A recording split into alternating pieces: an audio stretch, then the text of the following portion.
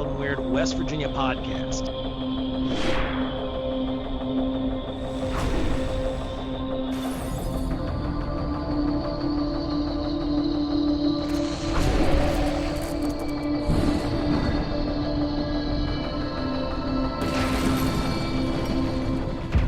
Shawnee were a proud and powerful and spiritual group of native people who held the central Ohio River Valley as their home.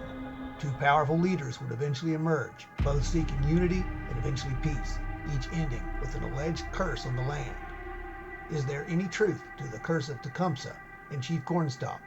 Did Tecumseh's curse take out his enemies long after his death? Some believe 7 American presidents fell due to it, until the curse was finally lifted by an astrological intervention orchestrated by a famous First Lady. And also, is there any truth to Chief Cornstalk's curse? Did he really curse an entire town after being murdered by an angry mob seeking revenge? Was this curse responsible for the Mothman sightings? Join us tonight as we delve into some of the Shawnee legends and look at what may be behind the curse of the Shawnee.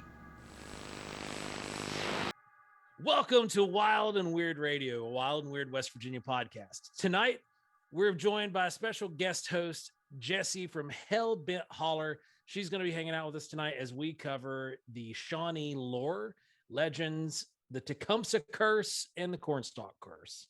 So hang in there, folks, because it is going to be wild and weird. So again, we're having the show on video. So how's everybody here doing? Doing great. I am getting to actually not do anything for the past few weeks. I've been, running around here like crazy, getting stuff ready for that the show we just did. So yeah, it feels really good to not. Yeah, we had a good time. We were at the Braxy Bazaar this past weekend, celebrating the anniversary of the Braxton County monster sightings and the UFO crash and all the craziness that surrounds that whole story. And it was a good time. We got to meet a lot of new people, actually, people that we'd never met before. So that was always cool. We got a few new accounts, one of which was even somebody who claims to have seen the creature itself. Which was absolutely awesome. And Joe, that's the second time that this has happened. It is. At an event, which just, to me, I'm telling you, something definitely happened. I mean, I'm sorry. I can't be a skeptic on that subject anymore. It definitely something did happen there. Something took place. What it was, who knows? Oh, I know. Really weird. We had some really UFO cool, related. It was definitely, yeah. Why it gets lumped into the whole cryptid world, I'll never understand though. It's definitely a ufology, alien contactee kind of thing, not necessarily a cryptid. But it absolutely was. And here it is. Yeah, but 2021 and aliens are cryptids. So aliens are cryptids. I guess we'll take it. Crypto aliens, I guess. I don't know. But everybody. So Jessi, how you doing? I'm doing great. I'm doing good. I've been working on a lot of video. I have so much video that is backlogged right now that I'm just going through and editing. So I've got a lot of new stuff coming out, and it's new old stuff because it's stuff we've recorded and I need to release. But I've also been working on doing a bit more on my gear series, where I talk a little bit about the equipment and the gear that I take out into the woods and how I use it and stuff like that. I just put out a video last week where I talk about my cameras, my EMF reader, my thermal imaging camera, all my battery backups and all that kind of stuff. But I give you kind of like a good overview of what we carry when we go in the woods. Nice. Yeah. Nice. That's always good for people to see, especially folks who are maybe new to the subject and they just think that they can get out there with a water bottle and figure it out and solve any kind of mysteries. So it's good. A water bottle and figure it out. I like that. That's good. We've seen it, so we can't. Just saying, that's a good way to put it, though. Water bottle and figure it out. So yeah. I like that. Because you have a really nice cachet of equipment that you take out. It's awesome to see that. So I'm excited to actually see the loadout video myself. So yeah, I do. I really like the fact that we are out in the woods all the time, but we use so much tech in what we do. That's what I really, really like about where we are with our work is that we use so much tech, but also we use like a lot of traditional methods. And, I do a lot of traditional things, and it's a really, really interesting kind of like marrying of all of this stuff that's like new and old and high tech, low tech. And it's just, I think it's a really good, I think it's a really good mix. I like where it's at. I like where it's going. Oh yeah. Well, it's a good way to get a multiple baselines in an area as well. Yeah, absolutely. Especially because we're starting to see these congruencies with electromagnetic fields and whatnot and sightings. And in the natural world, we've known that these electromagnetic fields and whatnot are natural migration hot points. Yeah. Where species will come across and hit and follow these lines. And so having that gear and knowing when you're in a spot where it is maybe a little weirder than most, you might be a little bit at an advantage. We'll say that. Mm-hmm. I just got a Geiger counter too, so I'm on that now. Yeah. Good job. Yeah. Nice. Good job. I always say the more data we can collect, like if we can get hard numbers on stuff in addition to experiences and kind of like you got hard information and then you got like the soft science part of the information coming in. I think that if you have data to support that part, then that makes it more credible. And the more data we get, the better. It just gets us closer and closer to getting some sort of maybe a resolution, maybe some sort of a step closer to knowing more, Absolutely. And ladies and gentlemen, that is why she's here. Yeah. Yes. She is one of us, that essentially. Is why guys. she is here. So it's right great. There. So yeah. And no, you're absolutely right. The more data we can throw at that stuff, then the more equipment, the more data we can get is the better. I mean, who knows what it'll lead to. Right. So getting into tonight's topic, the Shawnee are people. I've got personal ties. Ron's got personal ties. They're one of my favorite tribes out there for multiple reasons. And part of it has to do with they had their lore is so immersed in like this mysticism. Mm-hmm. And then on top of that, they were just this group of people. They were the original "Don't Tread on Me" people. Where you don't mess with me, I won't mess with you. But if you do mess with me, believe me, we will keep getting you back until we are done getting you back. And they used and adopted all of this at the time would have been countercultural ideology. For example, we've talked about it here on the show before, their use of owls in their symbology and their use of owls before they went to war or battle. They would have the owls go out and everybody would just flip their lids and lose their mind. Like, oh God, these owls mean death. Get out of here. And these guys are running with the death bringers. I'm done. So it ties all into this area where Ron and I live and into really rich Appalachian culture, which I'm sure seeps into your area down there, Jessi. Oh, where absolutely. You see some of these trading off of cultural stories and mythologies and things like that trickle down all the way through the mountains. But for example, we're just going to start off with some of their mythological figures. We've talked about the little people here before. Yeah. But they're a little different with the Shawnee, They are. They're very different with the Shawnee. And even today, among my friends, anytime something happens, they always say the same thing. The little people did it. Yeah. It's like a trickster thing with the Shawnee. Yep. Anytime something goes missing, you lose your keys or you set something somewhere and walk away and it's not there when you come back. The little people took it. It's real. It ties almost back into the Fae folk. It does. Kind of lore with the trickster mindset. Yeah, it definitely feels like it. Yeah. Then you've got the storm spirit, which they called the cyclone person. Mm-hmm. And you've got Crazy Jack or Little Jack, which was the trickster figures. Those were the little people. There's the giant hairless bear monster, which is Yakwawi. That one, giant hairless bear monster. Think about that. Yeah. Yeah. You know, that's just, or as I say, that's just think about weird. And they associated it with like, they would go out and talk about this during their mammoth hunts, right? Mm-hmm. They would talk about coming across this creature, and in this region, it wouldn't have been too far out of the realm of possibility for it to have been a cave bear, you know, a cave bear with mange. That would have been a logical, quick, easy write off there. What's it sound like to you?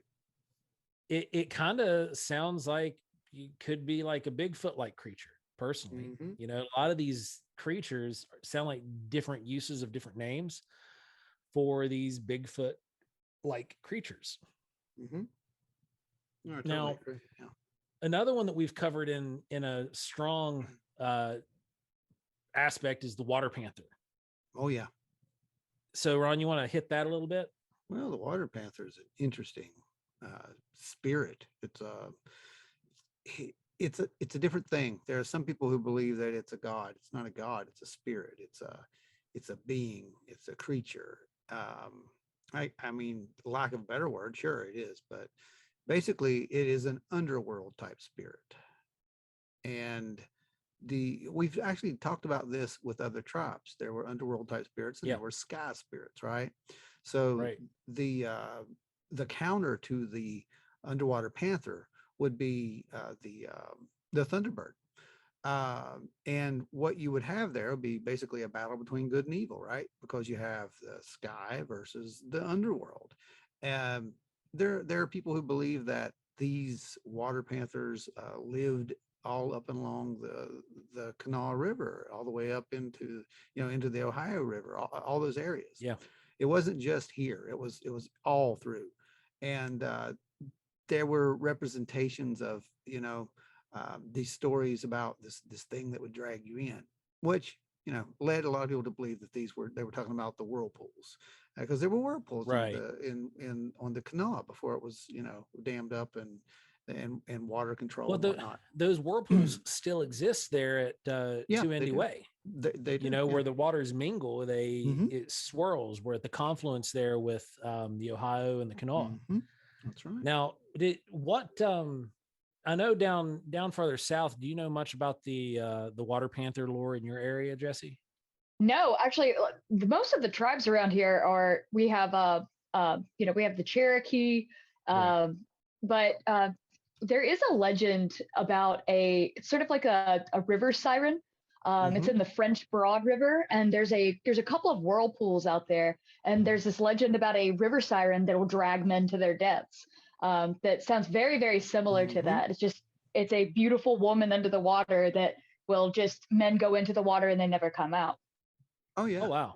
Yeah, totally. That's pretty much the same thing. That sounds like a good episode to cover later down the road. It does. It does. I had the idea that we were going to go out to the area where they think kind of is the general area of it. We're going to take, I'm going to take Joe out there and put him out there as bait, and then not see this if this Joe, river siren. It's all the same, Joe. It's all the same, Jess. I mean, you can say Joe, and it may happen both ways. We could take both Joes out there, Yeah. Yes. Make it a buffet. Who knows? Yes. We'll run a camera. It'll be good. But no, but it does. It comes down into those into the realm of like Jess said. You've got water spirits, right? So we talked about what was it a few weeks ago with the whole leprechaun thing. We're talking about the water sprites, right? So there's something to do with the underworld, something to do with this mysterious realm, and the Water Panther was one of those things. Now there are those who believe that the Water Panther was a representation of, or just a symbology of a muskie, believe it or not. It a lot of the descriptions, a lot of the imagery does look very much like a muskellunge fish. Mm-hmm. So it could have either been a pike, a muskie, or things of that nature, because the depictions do Panther, right? Yeah. Yeah, they do look, and like that does make that. sense. That makes a lot of sense. You know, and that's coming from not just a couple of books or whatnot. That's from actual indigenous people who have actually said that to me. So I would take their, you know, I take their interpretation pretty seriously on that. I mean, and it makes sense, like I said. Well, the reason we covered all this part was just to kind of establish about how their life looked in some of the way of the creatures that they were seeing, they were describing. But overall, the Shawnee were very much a shamanic tribe. Yes, they were all and medicine still are, men. Joe, And still are. Still are. Yes. And they're very much attached to the supernatural and the spiritual in their ways of life, more so than a lot of the tribes. I'd say probably the closest tribe to their nature would be the Navajo out west. Yeah, I agree. They're the East Coast equivalent to the Navajo. Yeah, I would agree. And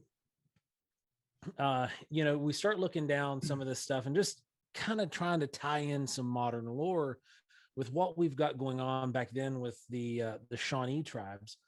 And we start looking, there's a few names that stand out really, really strong, right? Mm-hmm. And those two names are going to be Tecumseh and Cornstalk. Tecumseh. Can I pose a question? Yes. So the Shawnee are very, very like deeply spiritual people. They hold like very, very, very steadfast beliefs in the supernatural and these great spirits and all of this. And it's such an integral part of their life that it is who they are.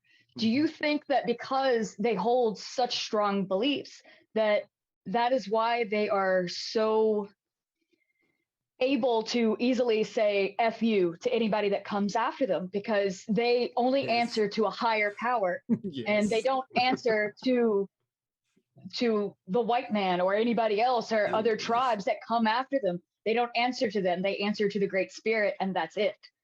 Absolutely. 100%. Yes. I will answer that on the behalf of the one that I know. Yes, absolutely. Because they refused to sign the armistice, and they refused to sign any declaration of peace with any of the presidents, because basically they just said, no, you took our land. We're not signing this. We're going to do our thing, and you can bite me. That's the grudge continues. Yes, it's pretty accurate. I mean, you know, and Tecumseh, I mean, he was something. I mean, this was a guy that I mean, honestly, if there were any great leaders that I would like to have met, that would be one of them right there. Oh, absolutely. I mean, the guy was born, his name means shooting star or blazing comet. I mean, that tells you right there that he's going to be something, doesn't it? I mean, but that's what he is. And what he did is just fantastic. I mean, he was organizing the nation, you know, a very powerful leader. But and he had a lot of support. There were a lot of people that got behind him. And and again, with their shamanic nature of the entire tribe, even though he was like the chief leader, he still acted very much as like a medicine man. And you know, there were certain things that you know, he is said to have done, and places that he's said to have cursed, and people he's said to have cursed, and things actually happened. So let's go over that, Joe. There's some weird stuff there, right? I mean, really, there very much is. Are you guys familiar with the Shawnee rite of passage that the boys would go through as they would come up through the tribe? Is that the gauntlet and all that? Yeah. Oh yeah. Yeah. So, you know, when they're about 14 to 16, they would have to dive into freezing waters and get out. And they did this for about 6 weeks. And then every time they came out of the water, they would go through a gauntlet, and people would throw things at them and everything like that while they were getting out and going to get warm again. And at the end of the 6 weeks, they had to dive down and they had to get something off the bottom of the body of water. And most of the time it was something like sticks or dirt or something like that. Well, one legend says that Tecumseh came back up with an opal, and that they would have to take these things that they get and present it to the tribe's medicine man, and the medicine man would see what they pulled from the bottom, and that would determine their destiny, or their fortune or anything like that. And Tecumseh came out with an opal. So, opals are said to protect you from drunkenness, blindness, and to protect you from death by fire. So I thought that was pretty cool. And one legend says that Tecumseh's father, when he did his rite of passage, actually came out of the water with a fox's claw. Wow. See, the one about the fox's claw I didn't know, but I knew about the opal. No, I didn't. You know about the opal? Yeah, I knew about the opal, but I didn't know about the fox claw. That's interesting. Yeah, it's it pretty remarkable stuff. It really is. Yeah. Now, with one of the things before Tecumseh passed, and there's one of these really significant moments when he's standing out over the battlefield and he's telling his men before they go into this big final battle, that, if I'm struck down, strike me with my arrows 3 times on the chest, and he will come back from the dead and they will win the war. And the legend has it is that he was struck down. One of the warriors ran up, grabbed the arrows, struck him twice, and as his arm drew back to hit him for the 3rd time, he was struck in the chest by a musket, and it threw him on his back, and he couldn't strike Tecumseh the 3rd time. Now, this was one of the few things that didn't actually come to pass that he said was going to come to pass, because it involved his death. And that 3rd strike never occurred. So that was it. It was done. He didn't come back. They didn't win that big final fight. But there's a big curse that was placed on America's leader. Mm-hmm. This was the whole, what do they call it? The curse of Tippecanoe. Some people call it that, right? But the crazy part about it was that you've got, who was Harrison? Yeah, that's him. Yeah. So he was given the task of confronting Tecumseh and the Confederacy warriors. Well, long story short, you know what happens. Tecumseh dies. And later on, guess who runs for office? Be Harrison. Well, there you go. And what happens to Harrison when he runs for office? He was in office for 31 days before he succumbed to pneumonia. Yeah. So William Henry Harrison was actually a really, really, he was kind of a common man, and that bothered him a lot that he wasn't upper crust. So he would refuse to wear suits and jackets and stuff like that. He was a military man. So during his inaugural speech, he refused to wear a jacket, and it was pouring down rain. And he gave a speech for over an hour, and it was freezing and just pouring down rain. And he was so stubborn, he wouldn't put a jacket on. Well, a couple days later, he developed a scratch in his throat, and then a tickle, and then a cough, and then it kind of progressed. And 31 days, he sat in office for 31 days before he succumbed to pneumonia. So he didn't even get to realize his dream of being the president for more than 31 days because of this curse. Isn't that something? And then we fast forward another 20 years. We have the 1860 election with President Abraham Lincoln. And we all know what happens there. He was assassinated by John Wilkes Booth. Yep. Fast forward another 20 years. So these were all like connected right there in 20-year increments. Okay. So the next one was James Garfield. And it was an assassination attempt. Well, a success. But so what's really cool about this one is the bullet was lodged in James Garfield and they could not find it. So it was just sitting in there festering inside of him. He died in agony because of this infection. So Alexander Graham Bell actually invented a metal detector to try to find the bullet and still couldn't find the bullet. So they were like inventing stuff to try to save the president, and it didn't matter. They couldn't get the bullet, and it festered, and he died. And fast forward again to the year 1900, William McKinley, he was assassinated. So these are all 20-year increments on the zeros. Next 20. In case people So don't believe we're it. looking at Warren G. Harding in 1920. Yep. He died, which is assuming of either potamine poisoning or a heart attack. Yeah, they thought his wife may have poisoned him. Yeah, they thought his wife was dripping some stuff in his tea and just axed him right there.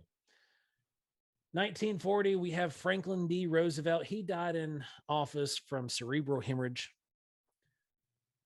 1960, we have one of the most famous assassinations of an American president, other than Abraham Lincoln, and this is the JFK assassination that took place.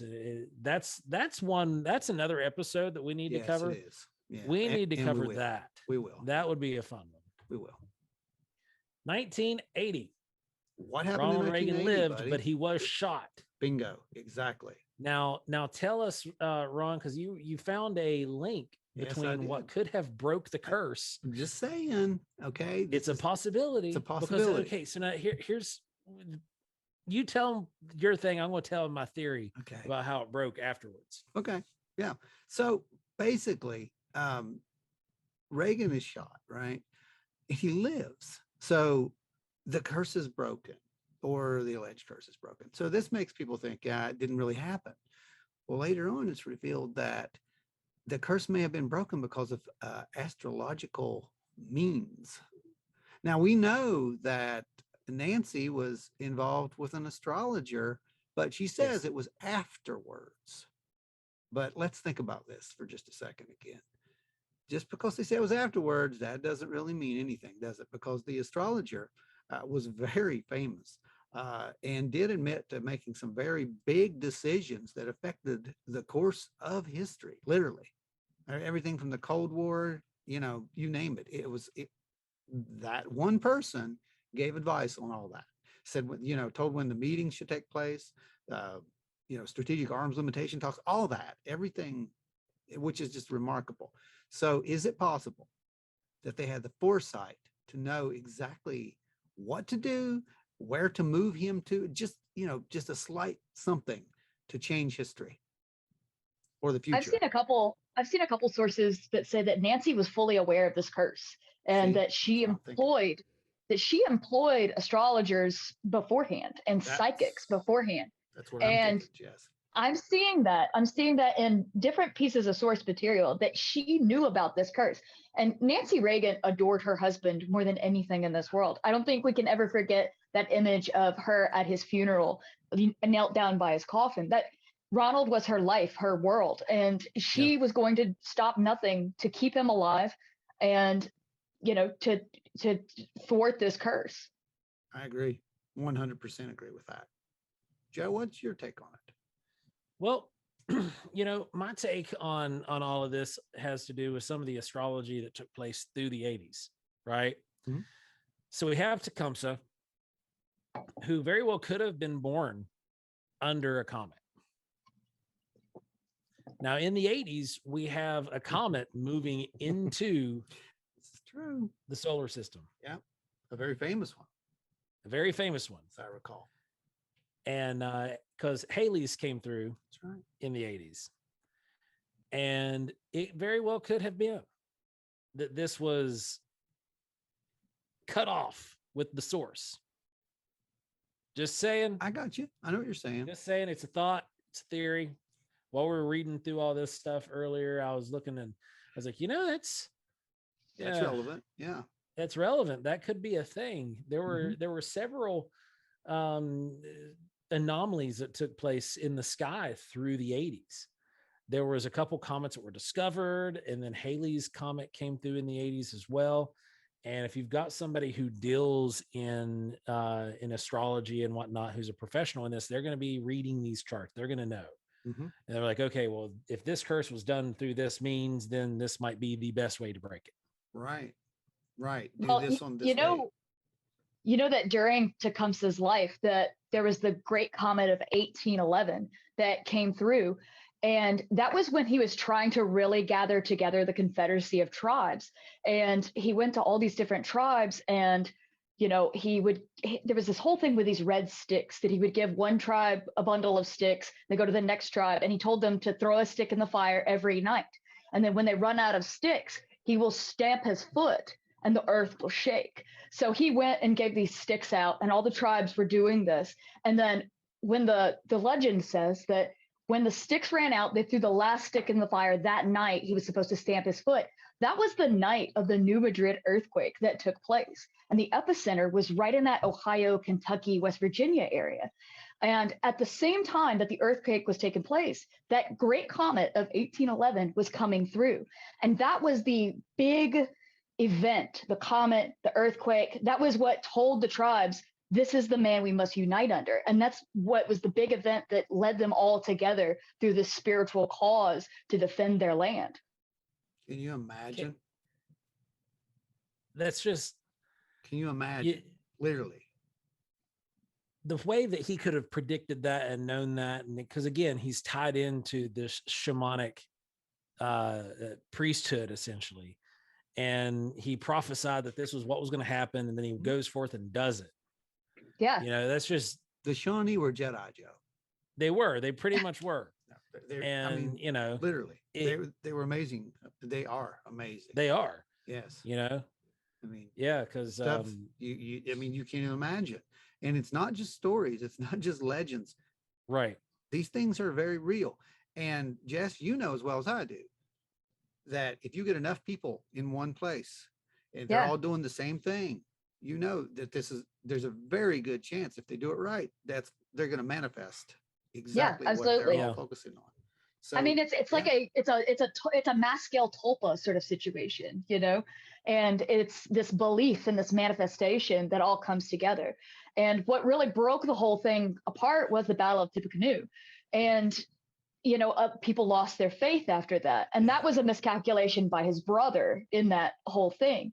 It was, but what happens is, Tecumseh fought against these people, and it was going to be till death. There was no surrender, no backing down.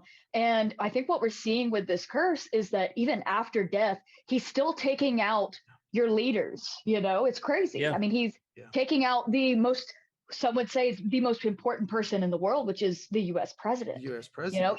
Even after death, he is still getting his revenge. Every 20 years, they remember Tecumseh. If I had to guess, I would say that this would have went on for at least 12 runs. 12 is very sacred to the Shawnee. So it would make sense that would be where it would naturally cut off. But someone cut it off. That's what it kind of seems like to me anyway. And that's now one thing you want to think about is, Ronald Reagan, the attempt was made, and then he survived. He went into surgery. Of course, we have way better medicine, in the 80s than back then. So, a lot of the presidents may not have succumbed to their injuries if we had modern medicine. So we're kind of ahead of the curve on that, I guess. Yeah. But I was doing some research on the subject, and I found that I was like, okay, so who was after that? It was George W. Bush, right? Elected in 2000. Yes. I was like, well, there was an assassination attempt, but I think the real attempt on George W. Bush's life was when he choked on that peanut. Oh yeah, that's right. He did. He did choke on a peanut. He did. Yeah, I remember that. Yeah. But no, you're absolutely right. And it does seem to me that there was definitely something celestial involved here. And something a little metaphysical was going on. And it kind of may have put an end to that curse. Yeah. But there may be another curse of the Shawnee. Indeed, there is. So we're going to move forward a little bit in time. Now, this one is relevant to us, right? So. Yeah, this one is relevant to us. I mean, Tecumseh is technically relevant to us. I'm not going to get into why. No, we're not. But this Cornstalk is relevant as well. Very relevant. Because it's more modern day, and it ties into a couple different issues that we've had here, namely around Point Pleasant. At least it's theorized to. But just like the Jersey Devil. Maybe. Maybe. There's a good chance. There's a chance, but maybe. There's a good And chance. we'll talk about why maybe. But yeah, there's a very good chance. But yeah, Ke tu gua. No, it's not Klingon. That is Cornstalk. Are you sure? Shawnee. Hey, these guys, the Shawnee, they ain't from around here. That's all I'm gonna say, and I'm gonna leave it right there. So they might be Klingon. I don't know. But Are they aliens? I didn't say that. We didn't use that word then. So yeah. You got it. Yeah, that's no. They're aliens. But no, Cornstalk. This was just he was almost the opposite of Tecumseh, wasn't he?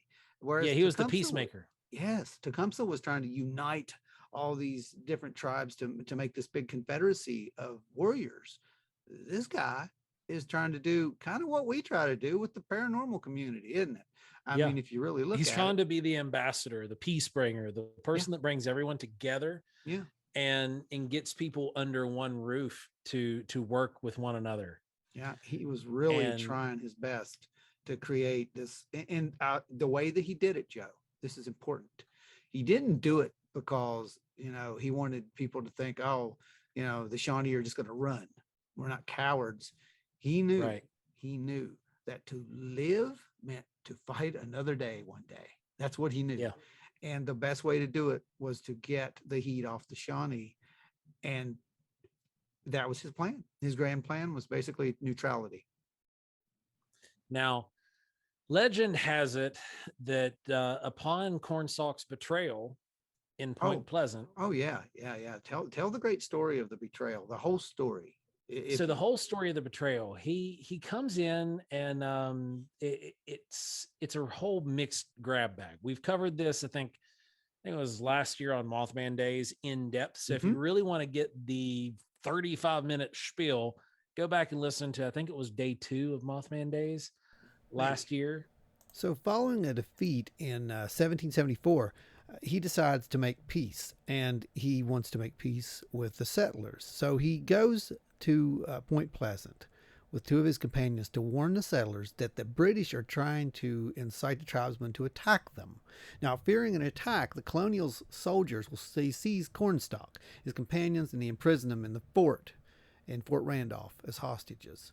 Now, after about a month, Cornstalk's son comes to the fort to see his father, and during his visit, a soldier walking near the fort is killed by an unknown Indian.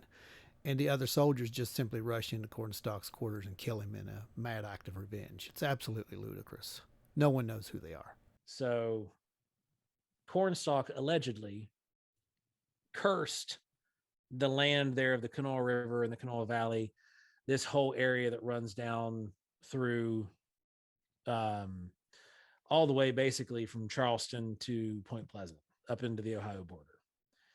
And a lot of people have tied in the Mothman legend into this Cornstalk curse. Now, there were some issues in that valley with harvests being bad. If you drive through this valley today, you'll see all these hex marks up on barns everywhere you go. So the lore is still very strong there that this curse was here. But Ron, tell them about that curse and what has kind of come to light over the last couple of years. Well, the whole curse basically came from the fact that Cornstalk was murdered because of, and I honestly to this day think he was set up. It was absolutely set up. It was a complete setup. There was a murder basically. Yep. And it was a rogue native that did it. No one, I don't know that they ever found who did it. I don't remember. No, they didn't officially find them. The rogue band went in and killed some of the Virginia militiamen. And they took it out on Cornstalk and the three chiefs that were with him at the meeting, and that was that. But supposedly, as Cornstalk dies, the story goes that he utters this curse. I was the borderman's friend. Many times I have saved him and his people from harm. I never warred with you, but only to protect our wigwams and lands. I refuse to join your pale-faced enemies with the red coats. I came to the fort as your friend, and you murdered me. You have murdered by my side my young son. For this, may the curse of the Great Spirit rest upon this land. May it be blighted by nature. May it be blighted in its hopes. May the strength of its peoples be paralyzed by the stain of our blood. Yeah. So that's pretty wordy, right, Jess? That's pretty wordy for a dying man, but it's pretty strong too. Pretty strong. Right. It's pretty It strong. is. Yeah. And the thing was, the land did have issues for ages. Yes. Yeah. Yes. Right it did. there in that valley, between where I live and Point Pleasant, they had it. Now it's fertile farmland, but for the longest time they had difficulty getting it to be usable. Mm-hmm. No, that's So absolutely that true. kind of jived a bit, but Well, it's Yeah. a lot of that jobbed a bit. You had, Yeah. everything from droughts to floods. I mean, but that area is known for it, and historically known. Is for it? on top of Yeah. yeah.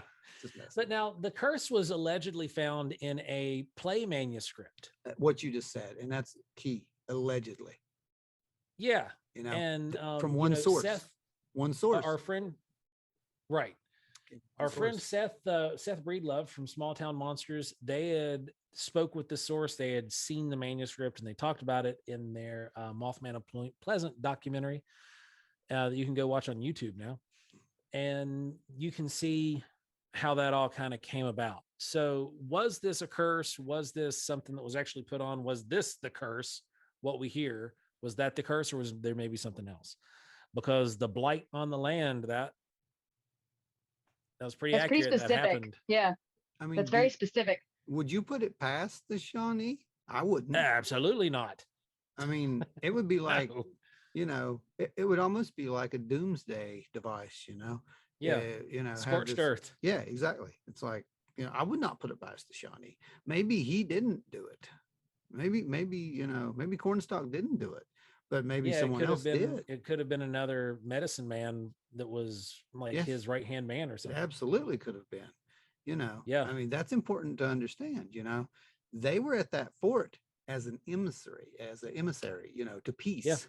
And yet they weren't given any, it was just, immediate mob mentality justice is what happened there.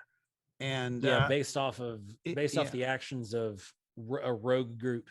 without of any a- information or data. Yeah. So, to And me, this rogue group, mind you, it's also been alleged that they were murdered by their peers. I haven't seen that, but it wouldn't Yeah, surprise me. I was reading in a couple articles, or I think it was late last night, and we had I came across this article that was basically saying there's a possibility that the Virginia militiamen could have actually been murdered by their peers, and they pinned the Pinned death it on the Shawnee, because why not? You had these a handful of did. racists who were stationed there at Dunmore's fort, and Not all Shawnee they were under wanted his peace. charge. He knew that there were known issues, Mhm. and then this happens. So it could have been a complete sham from the word go. Yeah, well, not all the Shawnee wanted peace. So, there was that too. But this comes into the Mothman legend. And that's the real crazy part about it, because there are those who think that the Mothman, he's the harbinger of doom, blah blah blah. But there are those who believe that the Mothman wasn't a harbinger of doom, that he was there to lift this curse, and that he was representative of the Great Spirit himself. So, I mean, you have several options, don't you? It's one of these things where this whole region, because I know we had, when we sent Jessi the show notes and all the stuff we were going over, we had mentioned going over giants too. Mhm. So I want to touch on that real quick. It's the same area, yeah. It's the same area. Now, the giant lore that was in this area is one of the things that kept the Shawnee from moving into the Kanawha Valley. It was used only for hunting. It was used for hunting and for resources, and then they hightailed it back to Ohio every time. They'd never set up camp. There was never an established First Nations camp in the Kanawha Valley that was not just a hunting camp. And it was So because does that indicate that these giants that lived in this valley, were they nocturnal? So they would only come, the Shawnee would only come in to hunt. And so they would come in during the day and hunt and then get out before. well, some of the trips in would have taken at least a day and a half to make it to certain areas Okay. and then go back out. But there were in the Shawnee lore, they tell these stories of seeing the ghosts of giants in the mist along the rivers.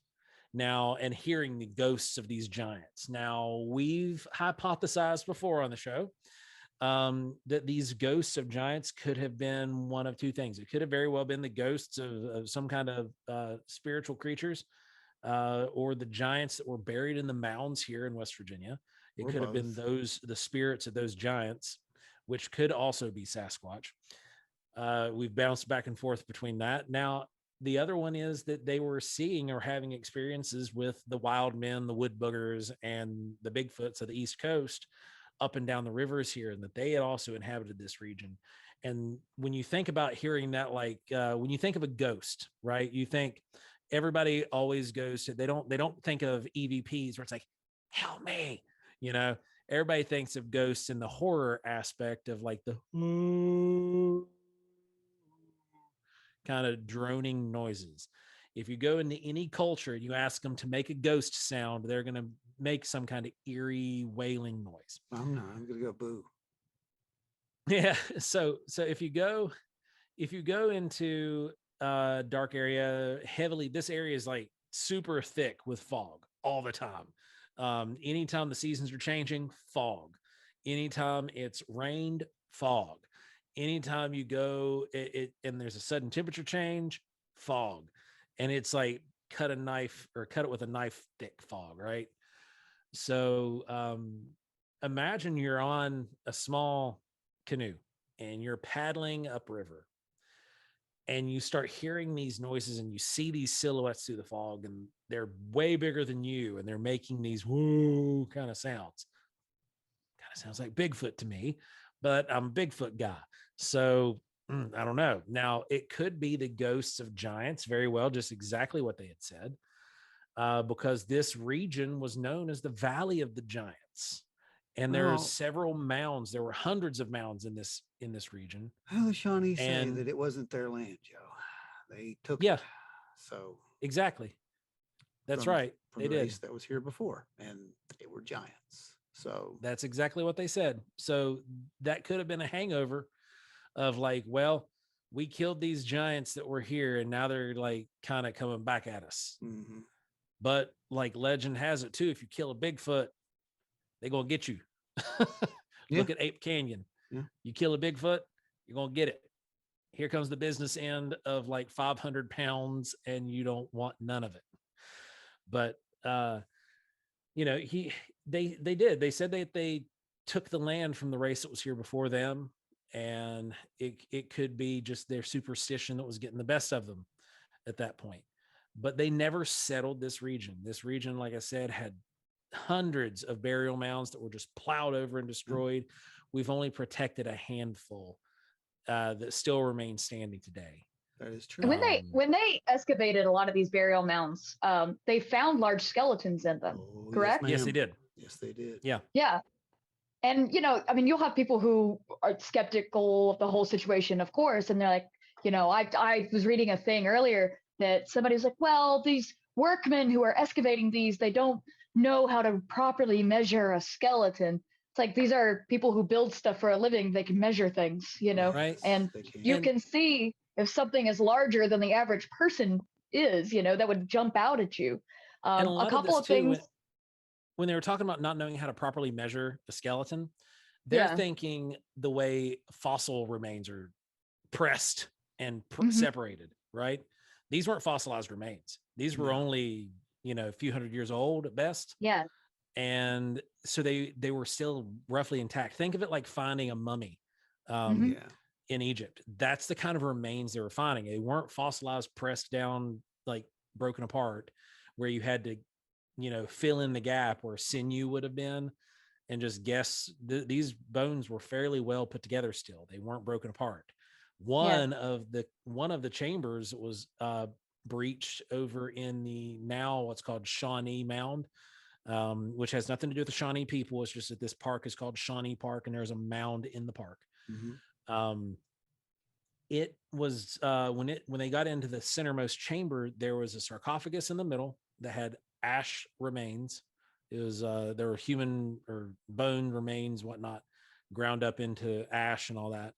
But then on the outside, facing outwards from the ends of this sarcophagus, were 2 7-foot tall people that were in kneeling position facing outward. So it was very ritualistic. And so those bodies were found in the kneeling position. Now you don't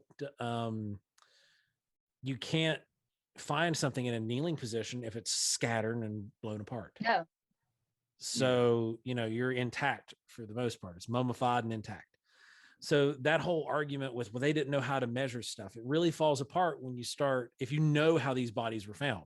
Yeah, that, and the most interesting thing about it is up here in the Creel Mound, which is just a few miles away. The head was crushed. How convenient was that? That when they drilled the borehole straight down, they crushed the skull, but nothing else. And I always question, why would you do that? Well, it makes perfect sense now. I wonder what that skull looked like. Yep. That's what I'm saying with that. I just wonder what that skull looked like, because we know that the Cherokee did, in fact, have elongated skulls, and they have been found. So I'm just saying, there's a lot more here than what we've been told. It could go very, very deep. So we have what could possibly be the supernatural attachment here, and then you've got, like you were saying, with the curse of Cornstalk, the alleged curse of Cornstalk, the appearance of the Mothman being dubbed a curse, but then the Mothman also having this double side of possibly being a representative of the Great Spirit that came to break the curse and rid this area of all the evil. Rather than being a harbinger of doom, actually being somewhat of some kind of a peacemaker, in the same way that Cornstalk was, because no one was ever hurt. No one was ever. There were actually people we've had on the show and talked to them. Dang it, that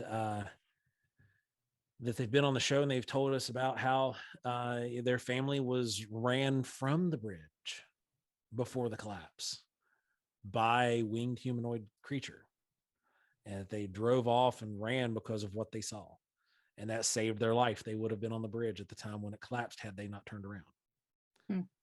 Yeah. So we have all this interconnected stuff, and we wanted to go over this today to kind of get a real precedence for what this valley and what this region has, and not just our region, but extending down in further deeper into Appalachia. It's one of the reasons that it was great to have Jessi with us here tonight, because she's got a wealth of knowledge from that side of the world. I've actually got an interesting... that side of the world, I mean like 2.5 hours south. Yes. I've actually got an interesting Giants connection. So like the Cherokee in the area that I'm from in Western North Carolina, they have a legend about a slant-eyed giant. And in Cherokee, it's pronounced, I think, Sukalu, but it's often called Judaculla. And Judaculla is this giant that is supposed to have 7 fingers. If you're familiar with Judaculla rock, it's one of the most intact, like most complete, oldest petroglyph in the country. And it's over in Cullowhee, North Carolina. And that's just over the mountain where I'm from. And so there's a handprint on the rock with 7 fingers on it, and it's carved into the rock. And they said that when the giant jumped over the mountain, he landed on the rock with his hand there and created the handprint. And all of these carvings were built around that. But yeah, I think a lot of tribes have, these giant legends, and it extends through almost every tribe that there are these legends with these giants, and Judaculla is a very, very, very well-known legend amongst the Cherokee. that the Judicala legend is a well-known legend in general. Like Yeah. the lore behind it is just crazy. And hearing the story, you see the rock, and they've even there's been some astrologists who've actually looked at it and thought it might also be part of a star chart. Yeah, a map of the stars. Yes, Yeah. absolutely. And what map of the stars would be incomplete with what map, Ron? Yeah, I'm not going to go there. You're not going to go there? No, you want me to, and I'm not going to do it. You expect You're not taking the bait. I'm not going to. He's not going to take it. But the Pleiades, No, I'll go there. No, I'm not going to. So the these star charts they show up all over the place. We have these very spiritual cultures that lived throughout this entire region. We have all of this lore that compiles in and makes up everything around us with our culture. It permeates the white man's culture, so to speak. Because if you really think about it, everybody claims to one degree or another to have native ancestors in one way or another. Like, oh yeah, I got Cherokee, or I've got Iroquois, or Shawnee, whatever. And so everybody for one reason or another in Western, not just Western, Appalachia, we have this claim that we're also Native American. We have Native American blood, and there was a whole lot of mixing and mingling back then, and a lot of us really are a direct result of it. And it's one of those things where we look at this lore and we see where it's brought us to today, and we can look at these curses and we can compare them to conspiracies that went through our government. We can look at these curses and we can compare them to these different events that took place with cryptids or these supernatural events that took place. And we can look at these curses and look at how ultimately it really has affected relationships over time. Yeah. I'd say now, and I could be speaking way out of turn, but I'd say that now more than ever, we need that peacemakers. Yep. Especially with a lot of the stuff we're finding with the Algonquin tribes up north.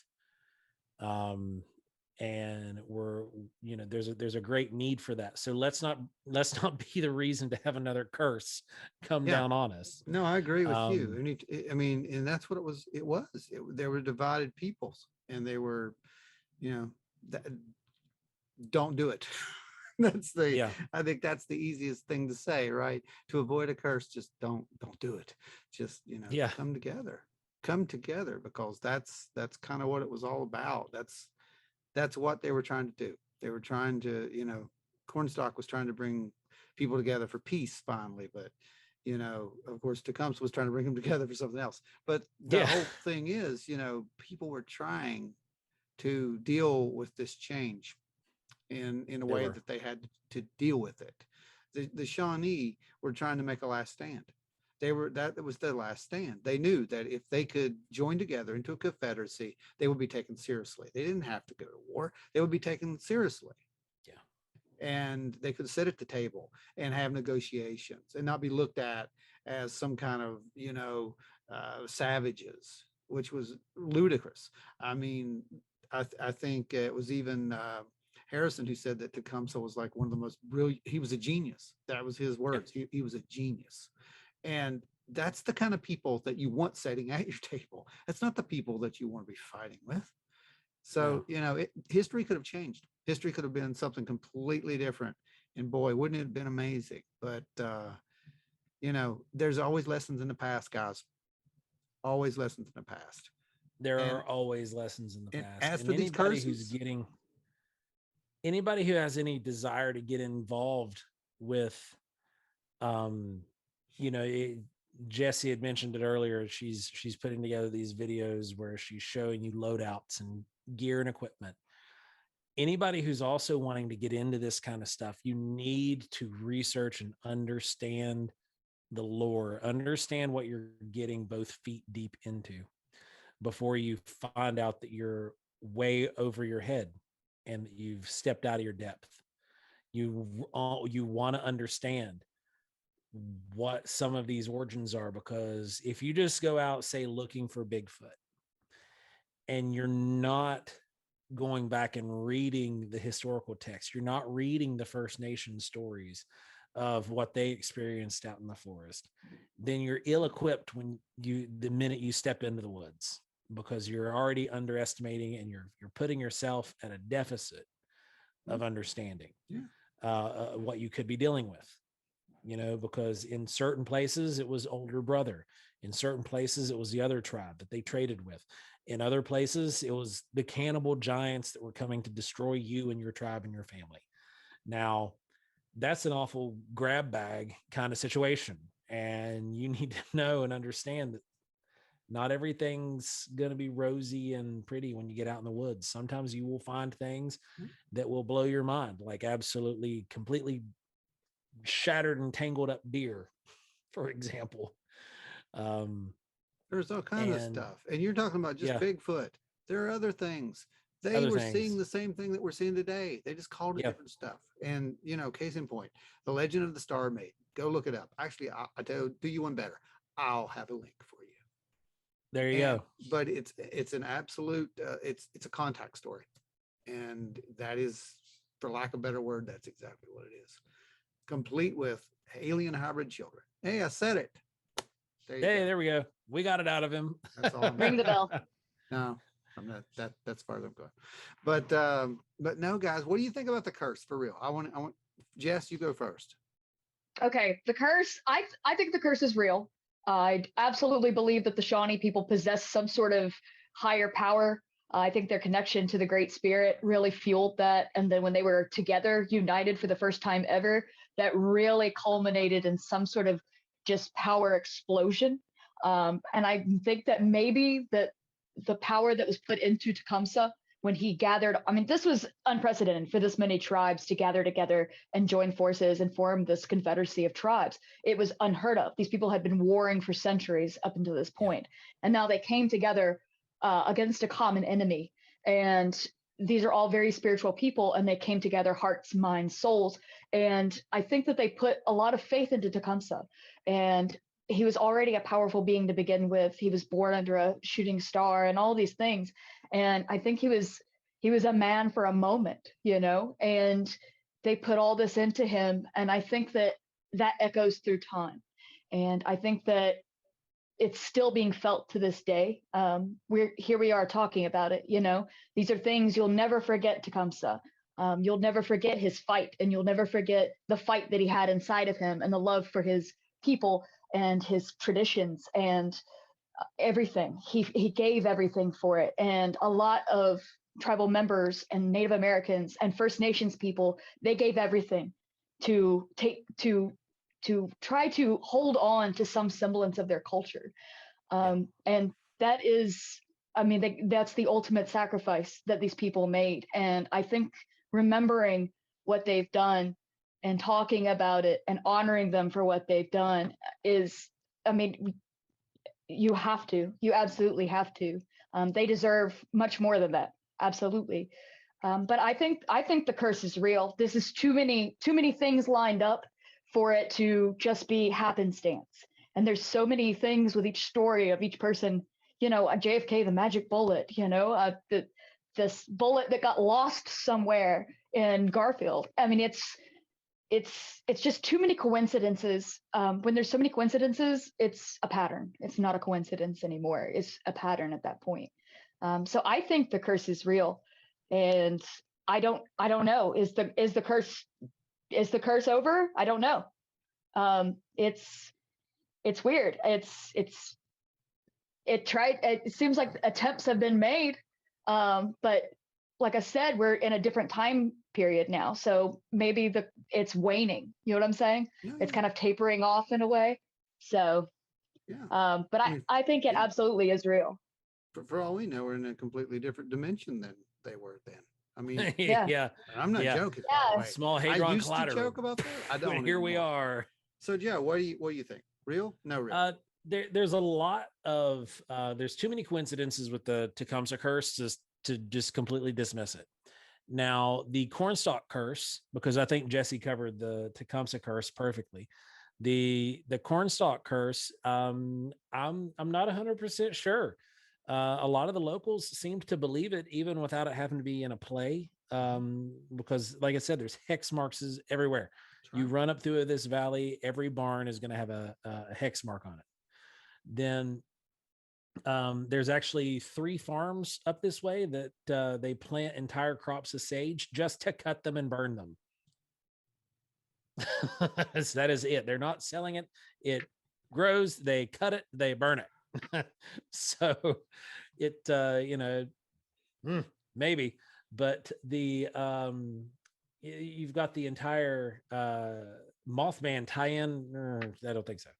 I think the Mothman, like you were saying, Ron, was probably closer to something that was coming in to lift any kind of curse. That it was more of a protector than than an evil spirit of some sort. I'm going to agree with you on multiple things. Jess, you hit it spot on. I don't have to go there. Tecumseh, to me, was one of the greatest leaders and one of the greatest warriors that has ever walked this area. Like I said, he's one of my heroes. So he is something that I think that it's just rare. You just don't have people like that. And did he, did that curse really happen? Again, I'll say this, wouldn't surprise me a bit. The Shawnee are absolutely, they're mystical warriors. I leave it at that. They are, like I said earlier, they're Jedi. I mean, the stuff that these people have done is absolutely remarkable. If magic exists, they know it. And like Joe said, the closest thing you can compare them to, the Navajo. I think the Navajo are the closest thing that you're going to compare these guys to. And they're just one. And that's pretty much, they're just one with nature. And if it's possible, yeah, they did it. Cornstalk, I don't really buy that actual curse. Okay. I don't buy the big speech, the spiel. But do I buy the fact that there could be a curse? Oh yeah, absolutely. I don't believe it was that curse, but that's how that legend could have started. That's how that play could have started, because it was a 1921 fictional outdoor play. That's what this thing was. Okay. So maybe it was just like, well, I heard this, and it just got snowballed and editors.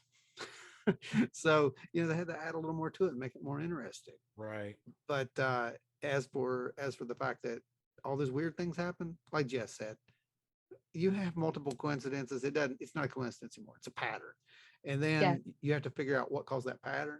What? We've been told what caused the pattern, guys. I mean, I'm not one of those people who will readily say, I believe this or I believe that. But I will tell you this. Personally, I believe that something's real here. Something is definitely real here. Something on a metaphysical level, something beyond, pretty much understanding. And it's just too weird for me to say that these are just coincidences. There's too many coincidences. Don't buy the coincidence. You have to prove to me that it's a coincidence now, rather than it's a curse. I think that's a good way there to wrap it up. I think we all covered that pretty well there in the end for the wrap up. Jessi, as always, thanks for joining us. Hang in there with us before we leave. Definitely go and check out Hellbent Holler on YouTube. Just go up to the search bar, type it in, Hellbent Holler. We're going to throw a description we'll have a link in the description. Thank so you. That way people can find you. She'll also be on the web page. I got to make their link for that too. So yeah, we got to get that link up for that because we might just like keep her. I don't know. Yeah. But now, if you want to help support Wild and Weird and keep everything going with the cons, the radio and everything we're doing, come out and find us at shows, or you can go to our website, www.wildandweirdwv.com. You can click on the shop tab. You can order stuff and have it sent straight to your home. If you want to catch up with more podcasts at the same website, www.wildandweirdwv.com. Click the podcast tab. You're going to find every podcast that we've recorded banked there. on our website. You can listen straight from your computer, or you can find us anywhere podcasts are found. If you're listening on Apple, go and just type us up a review. It's a real quick thing on your end. Give us a 5-star rating and review. And then, you know, it really helps us stand out. So small action on your side helps us out in a big way on ours. If you want to catch up, subscribe to this, right? Oh, yeah. This is the new media. Yeah, go and subscribe to our YouTube channel. Look up Wild and Weird WV on YouTube. Click subscribe and hit that notification bell. That way, every time we post up a new video, which can be either podcasts, there'll be us going out documenting research activity, things of that nature. Go ahead and just hit that bell so that way you know every time a video goes up. Those will be weekly. And sometimes you'll get maybe 2 videos in a week, and those will most likely be a podcast or a special recording. And it will be maybe an investigation video. But if you want to catch up with us there, YouTube, we've got podcasts, we've got conventions coming up. You've got Hellbent Holler. You can go check Jessi out at Hellbent Holler. And until next time, guys, stay wild and weird. And I would like to sneak in here where Wayne usually does his thing, but this time I would like to say thank you to several people who we met at the Flatwoods event. Yeah, you wrote down their names. That's right, I did. I wrote down their name. Brian Reese picked up a Mothman ornament. I believe, honestly, he was the first to get one of these. So that would be, I think so, number 1. Brian, you need to write a number 1 on that. You've got something very special there. You just don't even know yet. I'd like to know who has the very first little Mothman mini. That would be pretty cool, wouldn't it, if we knew that? Oh, geez. Jim and Carla, they came over and gave us some advice, and they were big supporters during the modern UFO phenomena talk that we did, which incidentally went over very good. I will have that up for everyone to listen to eventually later on this week. And my personal favorite out of all of them was the little 7-year-old girl, Katie, who, quote, appreciated the necklace and said it was impressive. She is going to be an art critic or a scientist. I'm not sure which one, but Katie, we will dedicate this episode to you. And my friends, we will see you next week. Jess, thank you for being here. Joe, once more, take us home. Well, guys, thanks for hanging out with us this evening. It's been a blast. Whether you're listening on the car, through your radio, listening at home on your computer, stay wild and weird, guys.